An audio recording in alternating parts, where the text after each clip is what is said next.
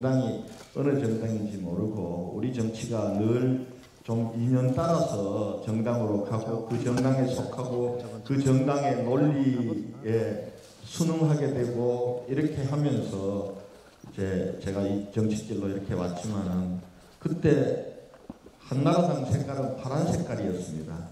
그때도 저는 붉은 넥타이를 맸습니다. 그래서 너무 모든 것들을 정치적 색깔로만 보지 말라. 이건 내 개인의 취향이다. 다른 색깔을 가지고 있는 생각이 다르더라도 우리 공동체에서 나도 함께 살 수 있다. 이런 것들을 포용할 수 있는 그런 공동체, 그런 사회, 그런 나라, 그런 세상이 되어야 좋은 세상이라고 저는 생각을 하고 있습니다. 오늘 다시 한번 감사드리면서 제가 지금 많이 떨립니다.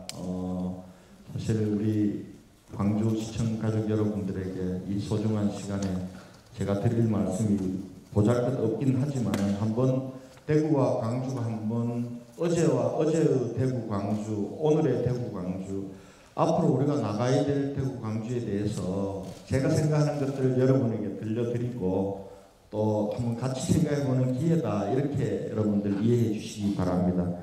자, 한번 광주와 대구 어제 얘기를 잠깐 하고자 합니다. 제가 광주에 대해서는 대구만큼 잘 알지를 못해서 대구 얘기를 한번 중심으로 하겠습니다. 여러분께 한번 여쭤볼까요?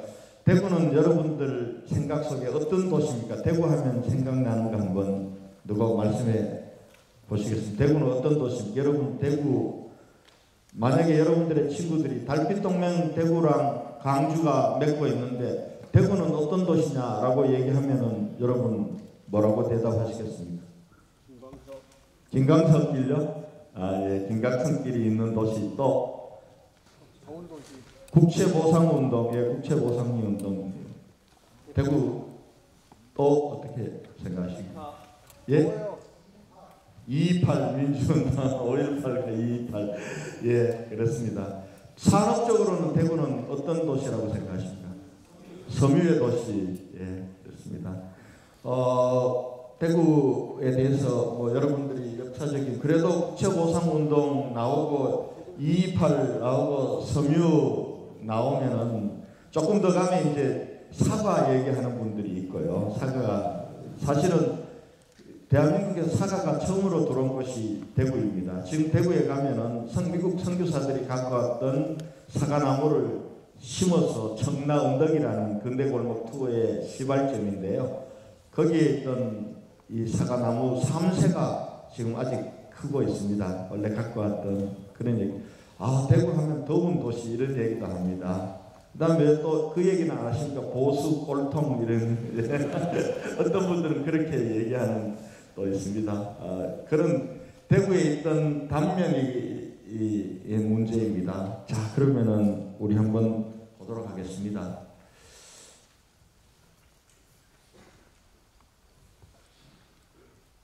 대구는 조선시대 3대 도시를 꼽으라고 하면은 한양, 지금의 서울, 평양, 대구였습니다. 대구에는 360년 된 양령시가 있습니다.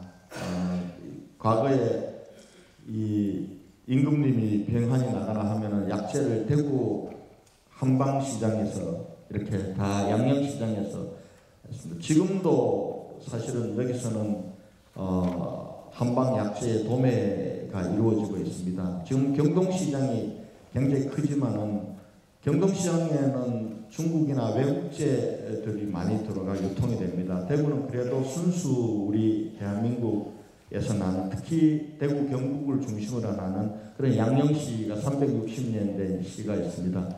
또 예나 지금이나 이거 왜 자꾸 넘어가지? 시장은 굉장히 중요한 기능입니다. 상업적인. 조선 3대 시장 하면은 평양시장, 강경시장, 그리고 대구 서문시장입니다. 강경시장은 지금은 젓갈시장으로 유명한 곳이고 평양은 시장은 사실상 이제 장마당으로 변질되어 있지만은 조선 3대 시장 중에서 그래도 유일하게 시장으로 남아있는 곳은 대구 서문시장입니다. 삼성이 대구에서 시작을 했습니다. 대구에서 시작할 때 삼성 이병철 창업자가 서문시장 바로 옆에서 삼성상해라는 걸 시작을 했습니다. 삼성상해가 여러분, 삼성이 처음에 무슨 사업으로 오늘날 삼성이 이렇게까지 있었는지 아십니까? 네? 뭐요? 색깔이? 설탕. 예, 설탕 전에 국수입니다. 국수. 별표 국수라는, 삼성이 대구에서 시작해서 글로벌 기업으로 갈 수 있었던, 그러니까 자본을 축적할 수 있었던 것은 서문시장이라는 큰 시장이 있었기 때문에 가능한 것이었습니다. 그래서 사실은 국수로 시작해서 설탕으로 갔다가 제일모직, 제일합성, 섬유로 갔다가 그다음 지금은 이제 반도체가 삼성의 그런, 그다음에 이제 학교도 보면은 교육제도도 평양 그리고 경성이라고 하는 서울 그리고 대구 고보가 이렇게 설치가 됐습니다. 자, 대구는 광주도 강주하고 굉장히 비슷합니다. 오랜 화랑정신과 선비정신이라는 오랜 그러한 정신적 뿌리 속에, 그리고 근대에 돌아서 대구는 조금 전에 말씀하셨던 우리 민족과 국가가 위기에 처하거나 또 우리 민족 국가에게 소명이 주어졌을 때 그 소명을 자기를 희생하면서 먼저 수행했던 그러한 도시라는 공동체라는 자부심을 가지고 있습니다. 물론 여기서 말하는 대구는 대구만을 얘기하는 것이 아니라 대구 경북을 얘기합니다. 아마 광주도 비슷하지만은 대구는 경북과 따로 떼어서 생각할 수가 없습니다. 1981년도 대구 직할시가 경상북도로부터 행정적으로 독립하기까지는 경북 속의 대구였습니다. 역사도 그렇고 문화도 그렇고 정신도 한 맥락을 갖고 있습니다. 그러나 또 요즘은 이제 행정이 나뉘어지다 보니까 대구만의 색깔을 찾으려고 하고 또 경북만의 색깔을 찾으려고 하는 경향이 있습니다만, 그래서 우리가 근대 들어오면서 우리는 독립된 그러한 근대 국가 체제를 갖지 못하고 일본 식민지로 됐습니다. 일본 식민지화된 1910년 한일 합방으로 우리가 정치적, 군사적 식민지가 되기 이전에 일본은 우리를 먼저 경제적으로 예속시키려고 해서 우리 대한제국에 막대한 빚을 안겼습니다. 그때 빚이 그때 돈으로 1,300만 원이었다고 하는데요. 그래서 대한제국의 1년 예산에 맞먹는 것이었다고 합니다. 그때 이렇게 가다가는 나라가 일본의 식민지가 주권을 잃게 된다. 나라가 진 빚을 나라가 갚을 수 없으니 국민의 손으로 우리 백성들이 갚자. 이렇게 해서 떨쳐 일어난 일이 바로 국채보상운동입니다. 대구에서 시작해서 전국으로 들불처럼 번져나갔던 국채보상운동이 있습니다. 그 국채보상운동 그 정신 하에서 우리는 광주에서도 독립운동이 굉장히 활발하게 일어났지만은 우리 대구 경북에서도 독립운동이 굉장히 활발하게 일어났습니다. 그렇게 결국은 국채보상운동 정신과 항일 독립운동의 정신, 그리고 우리가 독립은 됐지만 우리는 통일된 국가를 가지지 못했습니다. 남북으로 분단된, 그리고 결국은 6.25라는 전쟁을 치러야 했습니다.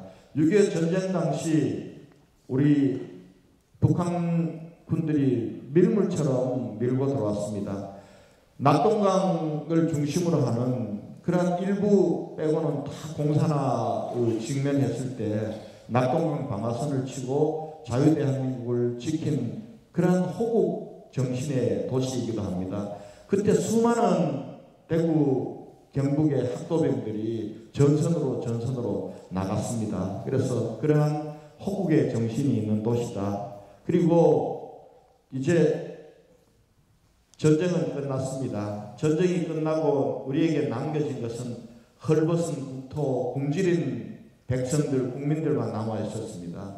우리에게 있어서 산업화가 이제 좀 잘 살아보자, 이런 산업화가 필요했을 때 대구 경북에서 새마을운동과 산업화가 일어났습니다. 결국 대구 경북은 광주보다는 산업화 부분들이 대한민국은 초기 산업화는 좀 빠르게 진행이 되었습니다. 구미의 전자 그리고 화학, 대구의 섬유 그리고 포항의 철강, 이게 대구 경북의 산업 축으로 형성이 되었습니다. 대구 섬유는 여러분 지금 섬유도시 대구라고 얘기를 합니다만은 지금은 대구 섬유가 대구 전체 제조에서 차지하는 비중이 한 10% 정도밖에 되지 않습니다. 그러나 좀 이따 설명드리겠습니다만은 대구 섬유는 대한민국 산업화를 이끈 중심 산업이면 틀림이 없습니다. 이게 이제 70년대 일입니다. 그 전에 60년대 대구 하면은 좀 보수 도시이기 때문에 광주는 민주화의 성지인데 민주화하고는 조금 거리가 멀다고 생각하는 사람들이 있습니다. 그러나 또 그렇지 않습니다.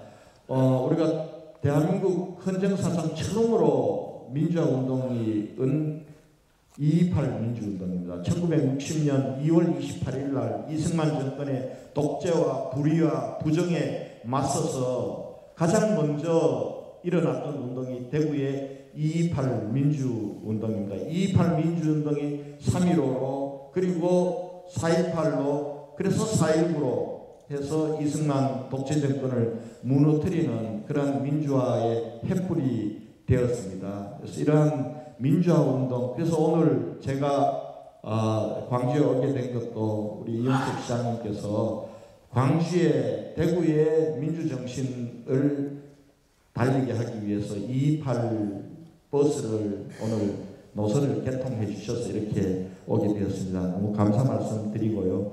그래서 우리가 역사를 단선적으로 해석할 수 없지만은 우리가 나라를 빼앗겼을 때는 항일 독립이 필요했고 그리고 건국과 그리고 그 자유대한민국을 지키기 위한 운동이 필요했고 그리고 또 산업화와 민주화 이렇게 우리가 흘러왔습니다. 이 속에서 대구도 이러한 우리 민족과 국가에게 주어진 소명을 충실하게 다한 도시다. 이런 자부심이 있습니다. 자, 여러분 앞으로 어디로 가야 될까요? 우리 대한민국이 어찌 보면은 강복 70년의 대한민국 정말 자원도 부족하고 그리고 분단된 상황에서 강대국들의 틈바구니 속에서 지금까지는 그래도 우리 대한민국이 여러 가지 문제를 안고 있기는 있지만 저는 강복 70년의 대한민국의 역사는 위대한 역사였고 그것을 만들었던 우리 국민들은 위대한 국민이었다고 생각합니다.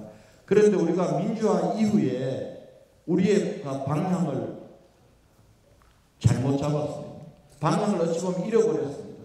민주화 이후에 우리가 독립과 건국과 산업화와 민주화 그 이후에 어디로 나가야 될까 많은 논쟁들이 있었고 방향 어떤 분들은 선진화라고 얘기했고 어떤 분들은 세계화라고 얘기했고 또 어떤 때는 그 세계화를 글로벌화라고 국제화라고 표현하기도 했습니다. 그러나 저는 우리 민족의 우리의 미래는 우리가 그동안 걸어왔던 길 속에서 찾아야 된다고 생각합니다. 우리는 해방을 맞았지만 우리는 분단된 국가, 통일한국을 건설하지 못했습니다. 또 분단된 치하에서 우리가 산업화, 민주화를 하는 과정에서 어찌 보면 왕조시대에 버금가는 중앙집권적인 국가 경영을 너무나 익숙해 있습니다. 그리고 더군다나 이 중앙집권적인 국가 경영은 수도권과 중앙이 같은 것으로 받아들여지면서 수도권과 비수도권 지방의 심각한 불균형을 낳았습니다. 앞으로 우리가 더 큰 대한민국, 더 좋은 나라를 만들기 위해서 우리가 가야 될 길은 저는 통일한국과 분권 대한민국에 있다고 생각을 합니다. 그 통일한국과 분권 대한민국으로 가는 길 속에서도 우리 광주와 대구는 지금까지 그랬듯이 우리 국가와 민족을 위한 시대적 소명에 저는 손을 맞잡고 같이 가야 된다고 생각합니다.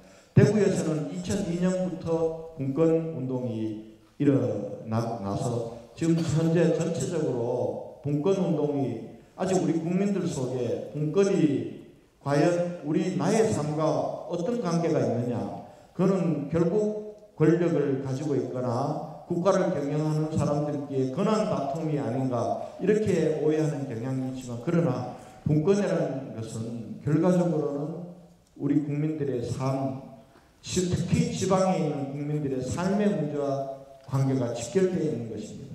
그래서 분권운동이 일어났던 그런 곳으로 자랑스러운 전통을. 자, 대구는 근대 문화예술의 태동지라는 할 만큼 근대 문화예술을 굉장히 발전해 온 도시입니다. 문화재는 여러분 뭐 대표적인 것으로 현진건 소설, 그리고 아마 이상화 시인은 여러분 잘 아실 겁니다. 빼앗긴 들에도 봄은 오는가, 민족 시인. 이분들이 전부 1910년, 20년, 30년대 대구를 중심으로 활동을 했습니다. 그리고 미술에는 민족 화가인 이쾌대, 그리고 천재화가 조선 3대 화가라고 하는 사과나무를 잘 그렸던 이인성 있습니다. 이쾌대는 여러분들 좀 생소하실 텐데 민족 화가입니다. 근데 월북을 했기 때문에 우리 대한민국에 잘 알려져 있지 않지만 당대의 최고의 민족 화가라고 얘기합니다. 그리고 음악에는 우리 박태준 선생이 있습니다. 동무생각을 작곡하고, 그리고 또 연세대학교 음악대학을 창설한 분입니다. 그리고 또 연극에는 홍혜성이라는 분이 있습니다. 대한민국 어찌 보면 연극의 창시자라고 할 수 있는. 그리고 또 서화 이쪽으로도 우리 서병호 선생, 서동균 선생 있습니다. 이러한 근대 문화 예술에 정말 많은 인재들이 나왔고, 그 문화예술의 전통들이 있습니다. 특히 이러한 문화예술 전통을 받아서 저희 대구가 재작년도 유네스코 음악 창의도시로 지정이 되어 있습니다. 광주는 저희보다 2년 전에 미디어 아트 분야에서 이 유네스코 창의도시로 지정이 되었습니다. 우리가 사실은 광주에서 배웠습니다. 사실 대구도 이 문화예술의 전통이 있고, 그 전통의 맥을 이어서 대구가 공영문화 중심 도시로 발돋움 하고 있습니다.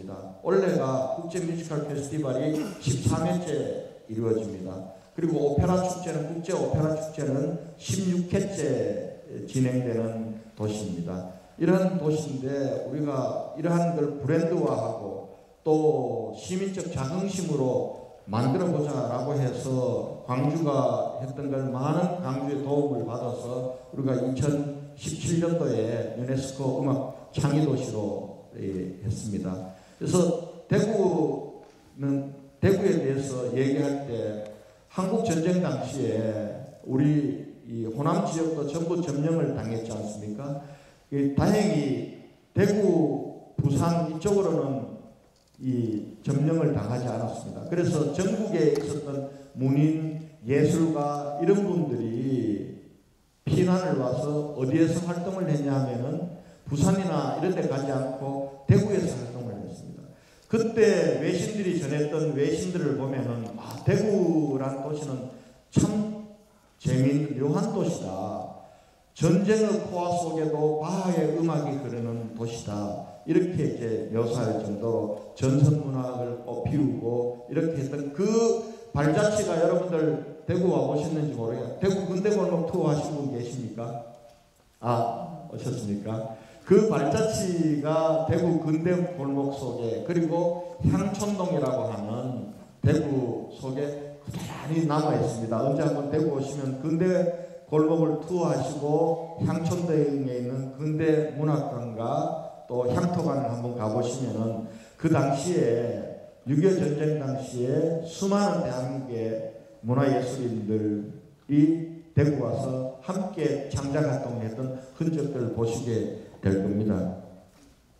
자, 산업적으로도 아까 말씀드렸듯이 대구는 한때 대구 섬유로 사실은 우리 대구의 부가가치와 일자리도 있었지만 대한민국 산업화에 굉장히 중요한 역할을 했습니다. 그때 대구 섬유를 이끌었던 기업들은 전부 대기업이었습니다. 제일합성, 한일합성, 제일모지, 코롱, 가불방지, 동국방지 이런 것들이었습니다.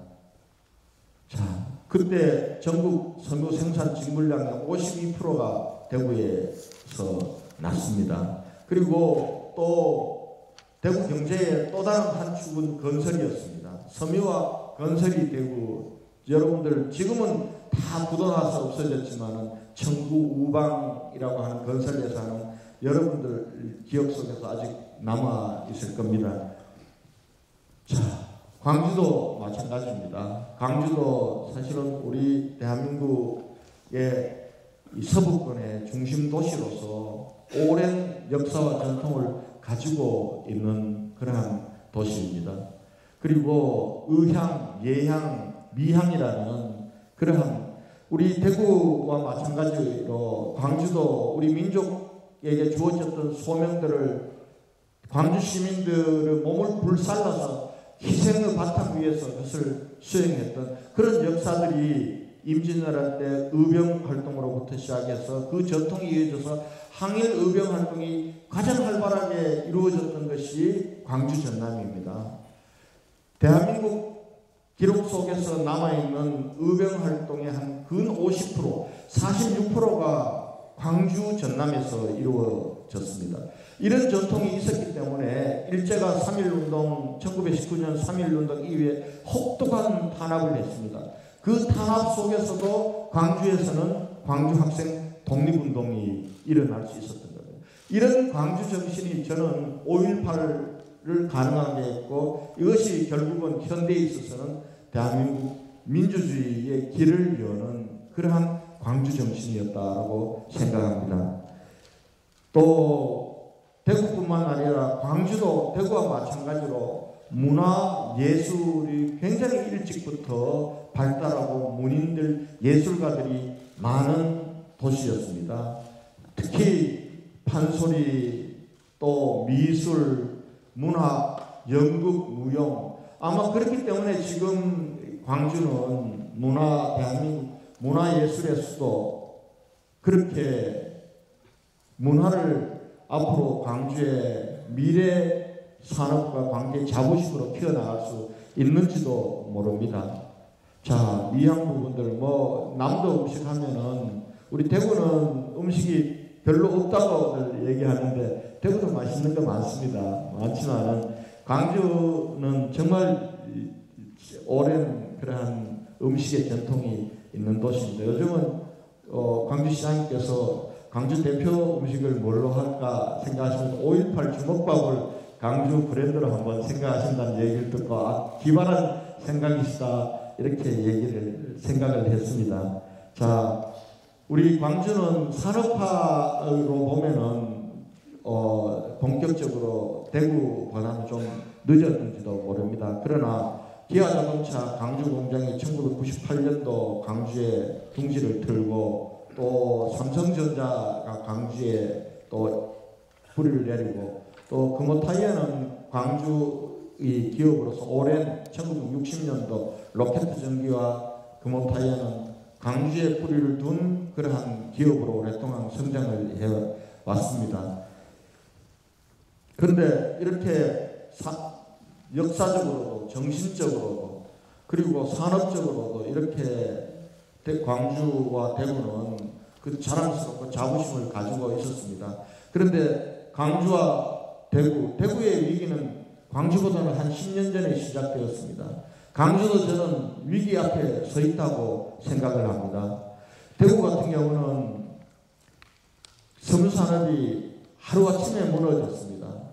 대체로 1996년, 90년도까지도 전체 대한민국 섬유 생산의 유통의 52%를 차지하던, 그리고 섬유 대기업들이 이끌어가던 섬유산업이 하루아침에 무너졌습니다. 1990년도 들어서면서 1997년 IMF 오기까지 6, 7년 사이에 아까 말씀드렸던 제일합성, 제일모직, 한일합성, 코롬, 가불방지, 동국방지 이런 것들이 전부 도산했습니다. 그러니까 저는 대구 섬유를 보면서 사람도 그렇고 기업도 그렇고 도시도 그렇고 나라도 그렇고 정말 경쟁력을 잃고 뒤처지기 시작하고 무너지기 시작하면 그것은 정말 빠른 속도로 무너질 수 있다라는 것을 보게 됩니다. 그래서 물론 대구에서도 이대로는 안 된다. 뒤늦게 1993년에 국가공단을 만들어서 새로운 산업을 유치를 하자 이런 운동이 있었지만 그것마저 무산이 되었습니다. 대구 IMF 오면서 대구의 경제의 한 축이었던 청구, 우방, 영남, 보성 같은 건설회사들도 완전히 줄도산이 되었습니다. 기존의 산업은 무너지고 새로운 산업은 키워놓지 못한 그 어려움이 지금 대구의 어려움으로 이어지고 있습니다. 그래서 우리 광주도 비슷하지만 대구에는 대기업이 하나가 없는 도시입니다. 제가 취임해서 대기업 하나를 유치하기는 했습니다. 현대로보틱스라는 로봇 기업, 현대중공업 지주회사가 지금 와서 유일하게 그래도 대기업이 있지만 대구에는 대기업이 하나 없는 도시였습니다. 10명 미만의 사업체의 비중이 대구가 93.3%입니다. 전체적으로 보면은 제조업에 차지하는 비중이 낮습니다. 대구가 제조업에 차지하는 비중이 전체 산업에 차지하는 20%가 되질 않습니다.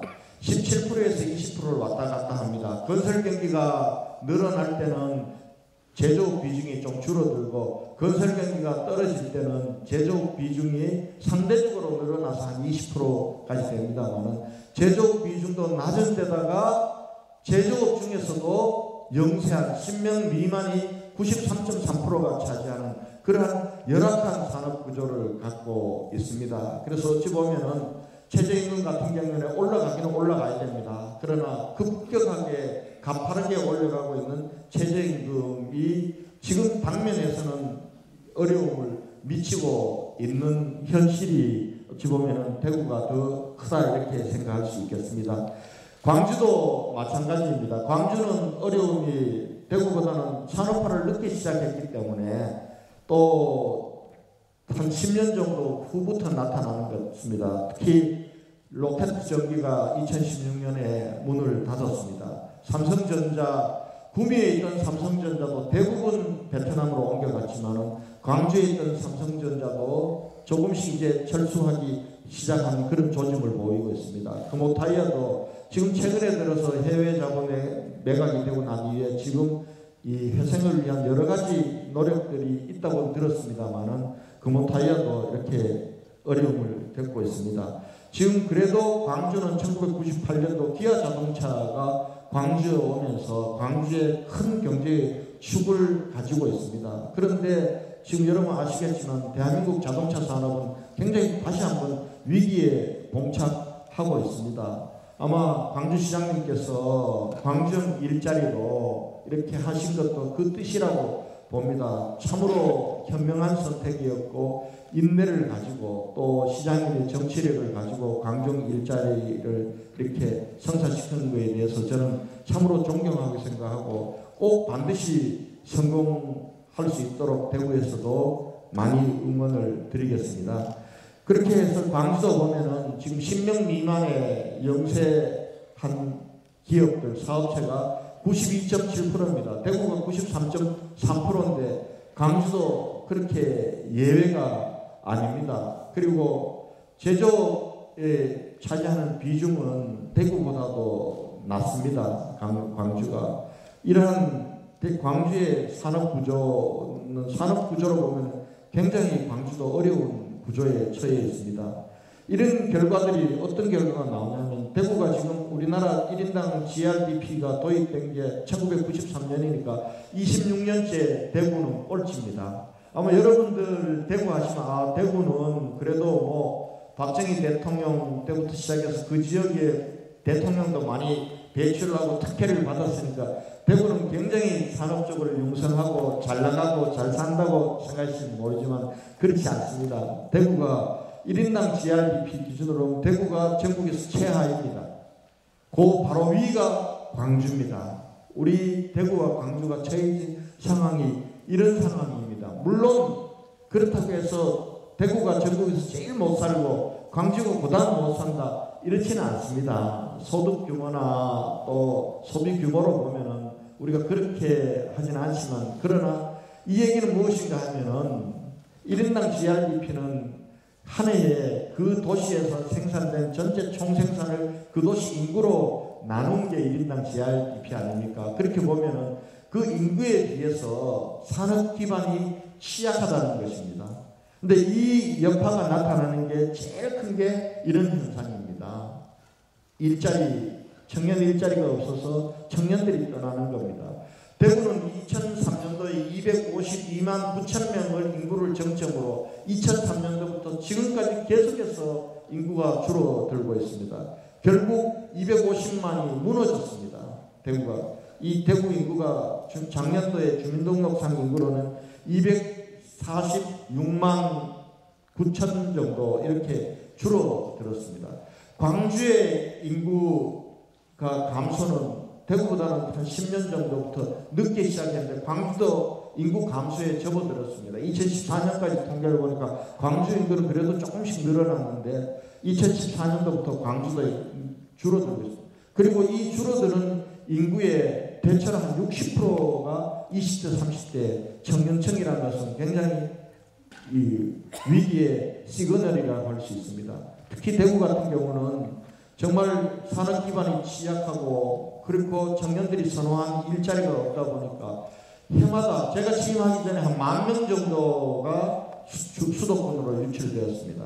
조금씩 줄어들긴 했지만 작년도 돌아서 다시 우리 이 청년 인구 유출이 또 늘어나기 시작해서 한 6,000명 정도 됩니다. 이 대부분이 20대입니다. 물론 20대 초반은 교육을 위해서 수도권으로 갑니다. 그러나 20대 중후반은 가는 이유가 일자리입니다. 일자리 때문에 가는 이러한 어려움을 겪고 있습니다. 왜 이렇게 되었냐에 대해서 우리는 한번 다시 성찰하고 돌아봐야 됩니다. 물론 수도권 집중입니다. 아무리 지방에 몸부림쳐도 지금처럼 모든 것이 돈도 사람도 기업도 수도권으로 가는 이 거대한 흐름을 지방의 몸부림으로 막기는 굉장히 어렵습니다. 면적으로 보면 11.8%밖에 안 되는 우리 서울 수도권이 지금 예금의 69.2%, 인구의 49.5%, 그리고 기업 1000대 대기업 본사의 73.6%가 지금 수도권에 있습니다.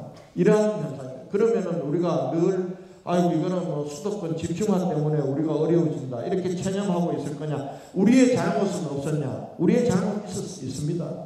우리 정말 혁신에 변화와 혁신에 좀 둔감했습니다. 특히 대구는 더 했습니다.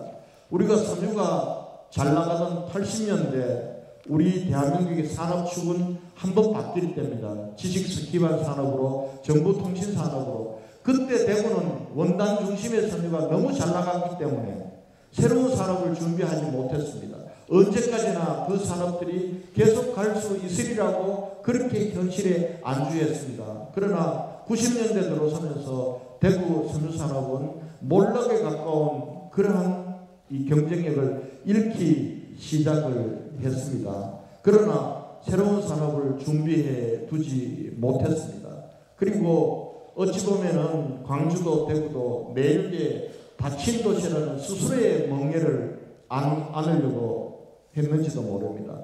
훨씬 더 개방적인 도시, 열린 도시, 포용적인 도시로 나갔어야 되는데 어떤 분들은 이렇게 얘기합니다. 대구의 잘못된 폐쇄적인 문화를 자기 밥상에 먹을 것이 없습니다. 자기들끼리 그냥 먹을 것 없는 데서 서로 이게 다툼도 하고 하면서 먹다가 외부에서 누가 딱 들어오려고 하면 스크럼 딱 짜가지고 못 들어오게 막는 이런 것이었다. 이러한 혁신에 둔감했던 이런 것이 아마 우리 오늘의 대구의 어려움을 가중시켰는지도 모릅니다.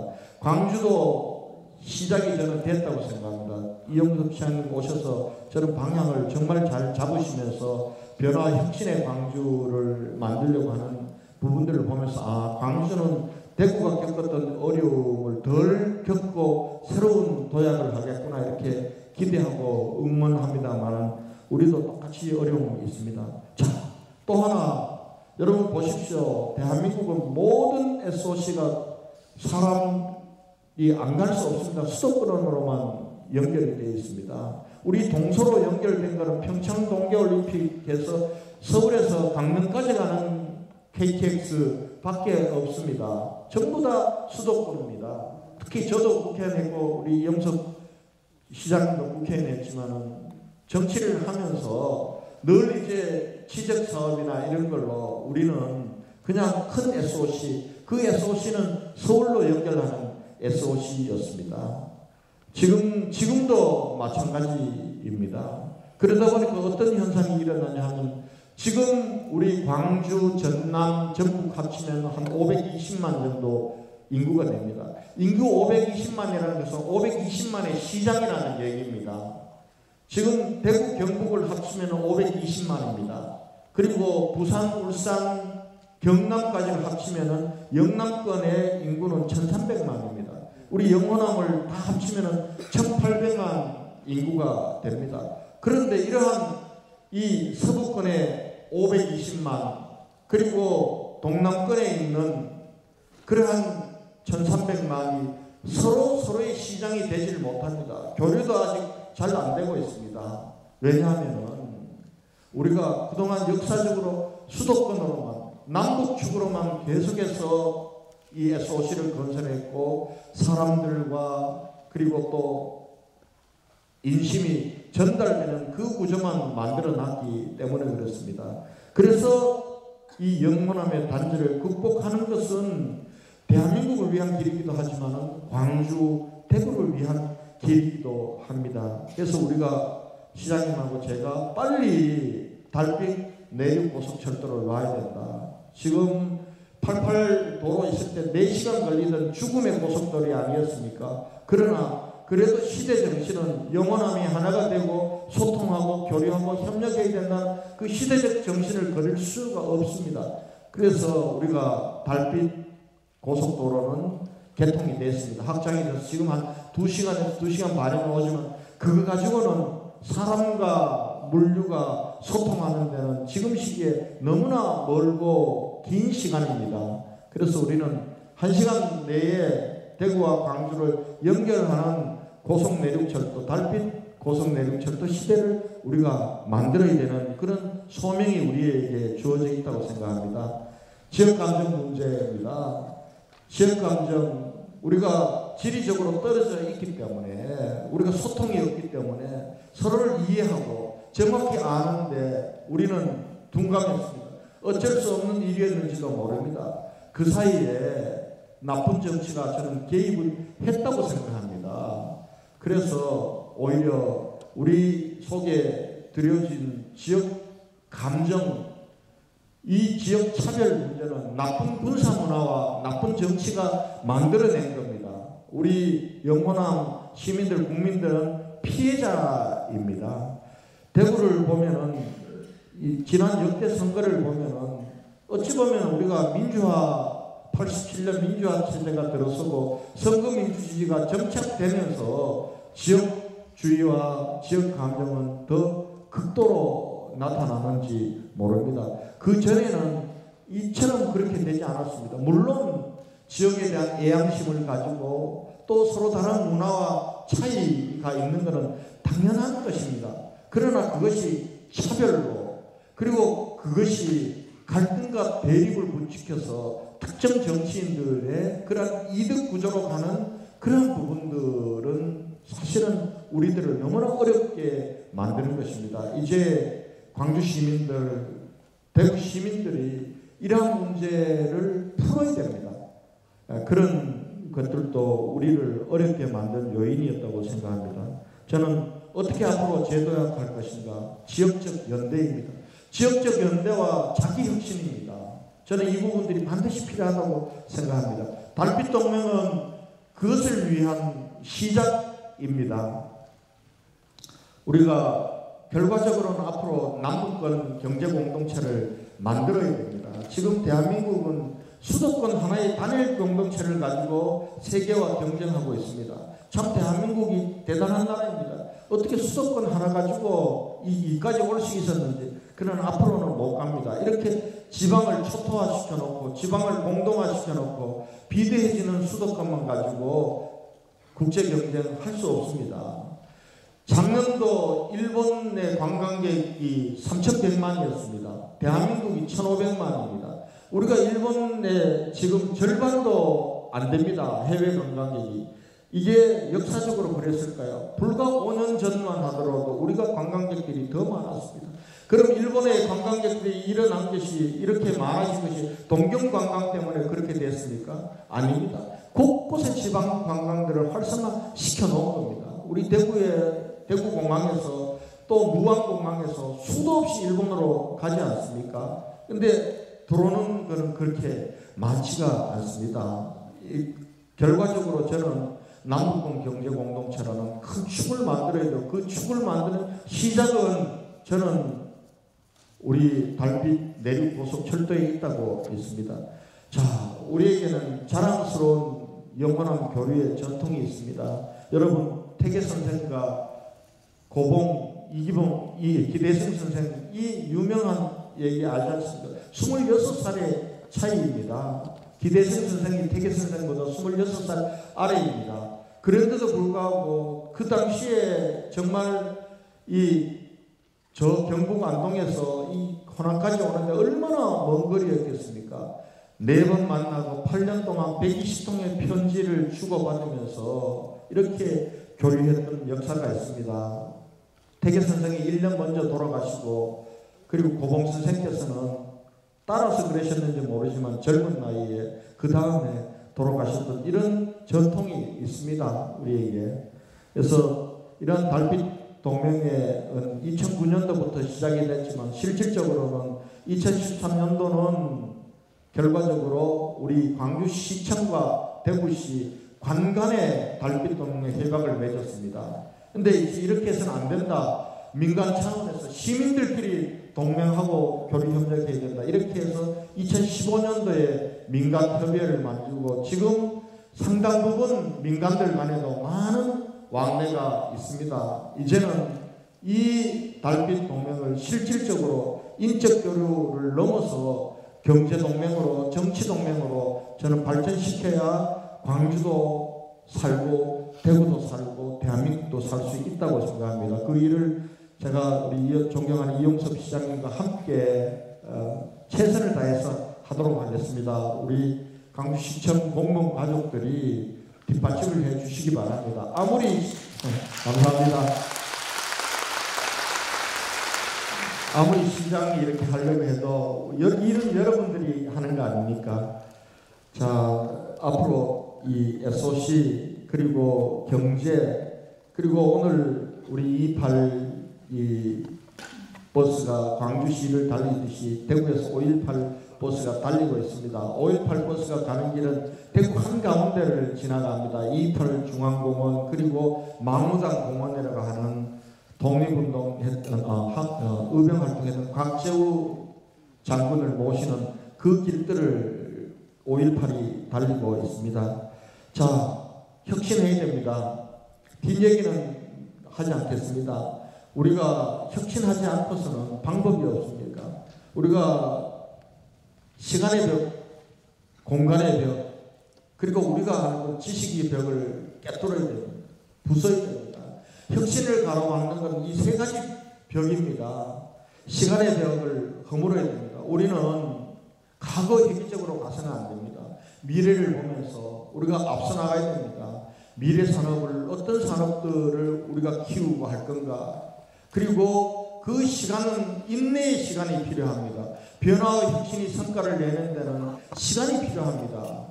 그 인내, 혁신을 위한 때로는 죽음의 계곡을 건너갈 수 있는 그런 인내 없이 혁신, 변화, 혁신은 성공할 수가 없습니다. 그렇기 때문에 우리는 그 시간들을 인내하면서 그 시간 포기하지 않고 나아가야 합니다. 미래를 내다보면서. 그리고 또 특히 우리 공무원들은 우리 스스로에 대한 변화에 대해서 확신해야 됩니다. 밖에서 보면은 변화, 혁신 주창하고 신산업 키운다 그러고 새로운 뭔가 하는데 시민들 나가보면은 뭐 그렇게 한다더니 성과가 뭐야? 늘 성과를 묻습니다. 거기에 우리가 주눅이 들어서 포기하면 되지 않아요. 혁신의 성과는 그렇게 짧은 시간 내에 단번에 오는 것이 아닙니다. 조금씩 변화하고 어느 날 돌아보면 성큼 변화된 우리를 볼 수 있을 겁니다. 그래서 우리가 변화하고 혁신하는 것에 대해서 우리는 확신하면서 그 시간의 벽을 넘어야 돼요. 공간적으로 우리는 공간의 벽을 넘어야 됩니다. 지금 광주는 광주만으로 살아갈 수가 없습니다. 광주, 전남 하나로 가야 되고 광주, 전남으로 호남이 하나가 돼야 됩니다. 그 호남이 다시 달빛 동맹을 축으로 해서 영남과 하나가 돼서 남북권 경제공동체로 나가야 됩니다. 이 힘을 가지고 우리는 수도권들과 연대 또는 경쟁해야 되고 세계와 경쟁해야 되는 이러한 우리가 공간적 벽을 넘지 않으면 안 됩니다. 대구의 어려움은 그 공간적 벽을 넘지 못했기 때문에 스스로 내륙도시란 한계 속에 우리를 가두어 놓았던 어려움이 지금 지속되고 있는 것입니다. 이런 면에서 저는 이 공항 문제는 굉장히 중요하다고 봅니다. 광주시장님께서 전남지사님과 2021년도까지인가요? 지금은 광주공항을 무안공항과 합하기로 이렇게 했다는 소식을 들었습니다. 대구는 지금 대구국제공항을 군사공항과 함께 경북으로 이전해 나가는 일을 하고 있습니다. 수도권에서는 그렇게 얘기합니다. 우리 같은 나라에 무슨 공항이 하면 됐지 무슨 고추 말리는 공항을 만들려고 하느냐. 그거는 지금 우물에 안 개구리의 생각이고 지금만 바라보기 때문에 그렇습니다. 아마 광주공항도 굉장히 많이 활성화됐습니다. 작년 통계를 보니까 광주공항은 200만이고 그리고 무안공항은 작년 통계가 54만인데 올해 보니까 벌써 100만을 향해서 가는 것 같습니다. 광주 그리고 무안공항이 통합해 가면은 제가 볼 때는 곧 500만 시대가 열릴 거라고 봅니다. 그리고 결과적으로는 사람만 가는 게 아닙니다. 물류가 가는 그런 공항. 이게 물류가 간다고 해서 뭐 무슨 이 대형 화물기를 띄우는 그럴 필요는 없습니다. 대체로 화물과 그리고 승객을 같이 가는 벨리 카고 형태로 우리가 가면 되는 겁니다. 그렇기 때문에 앞으로 우리가 지금도 한반도 평화시대가 조금씩 다가오고 있지만 그렇게 또 우여곡절이 많을 겁니다. 그러나 한반도 평화시대와 그리고 북방, 남방이 열리는 시대는 오게 되어 있습니다. 그때 여러분들 뭘로 이동할 겁니까? 전부 비행기로 이동하게 됩니다. 우리가 백두산을 가더라도 비행기로 가게 됩니다. 앞으로. 지금 러시아는 우리에게는 지금 남북이 분단되어 있기 때문에 불모지입니다. 유라시아가 열리게 될 겁니다. 남방의 베트남, 라오스, 미얀마 이런 나라들 앞으로 우리처럼 성장해 나오게 됩니다. 이런 남방, 북방이 열리는 시대를 대비하면 대한민국에는 곳곳의 지역 거점공항들이 활성화되어야 됩니다. 그 시대를 보면서 광주가 준비하고 있는 일을 저는 힘차게 응원합니다. 마지막으로 지식의 벽, 우리가 아는 것이 전부가 아닙니다. 특히 우리 공무원들이 빠지기 쉬운 것은 이미 훨씬 더 민간 시민사회가 우리보다 더 똑똑해졌고 그리고 시민사회가 더 활성화되어 있습니다. 저는 우리 대구시청 공무원들에게 늘 얘기합니다. 이제 관이 끌고 가는 시대는 지났다. 민이 앞서가고 관은 지원하는 시대, 철저하게 지원하되 개입하지 말자. 민간의 활력을 키우는 그 시대로 가야 된다.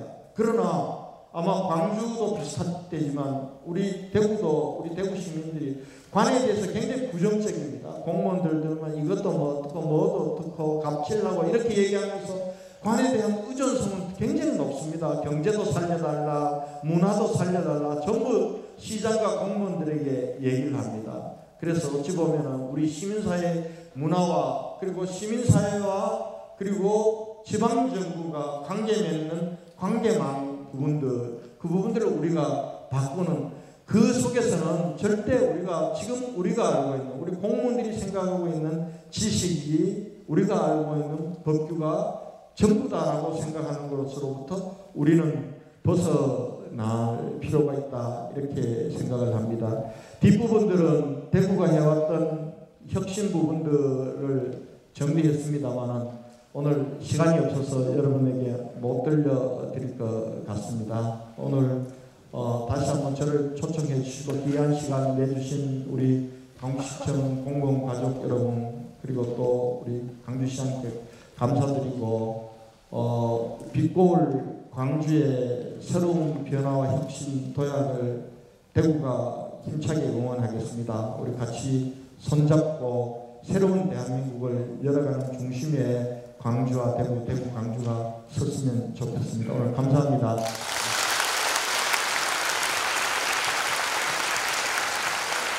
오늘 진정한 상생 인력이